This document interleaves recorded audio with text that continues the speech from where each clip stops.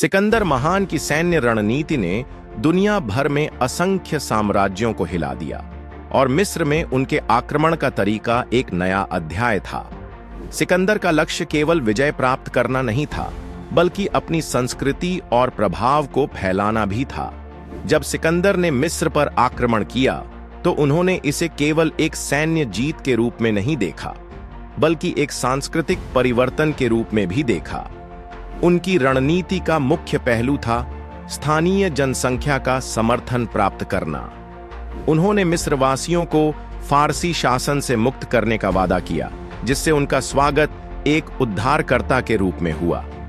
सिकंदर की सेना की ताकत और उनकी युद्ध कला ने फारसियों को परास्त कर दिया और उन्होंने बिना किसी बड़े प्रतिरोध के मिस्र पर कब्जा कर लिया।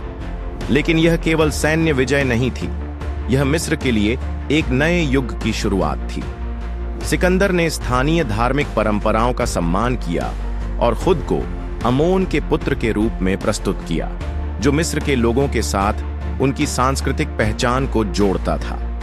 यह रणनीति न केवल उनकी विजय को स्थायी बनाती है, बल्कि ग्रीक और मिस्री संस्कृतियों के सम्मिलन का भी मार्ग प्रशस्त करती है। सिकंदर की इस नीति ने मिस्र को एक नए सांस्कृतिक और राजनीतिक युग में प्रवेश दिलाया, जहां ग्रीक प्रभाव स्पष्ट रूप से दिखाई देने लगा।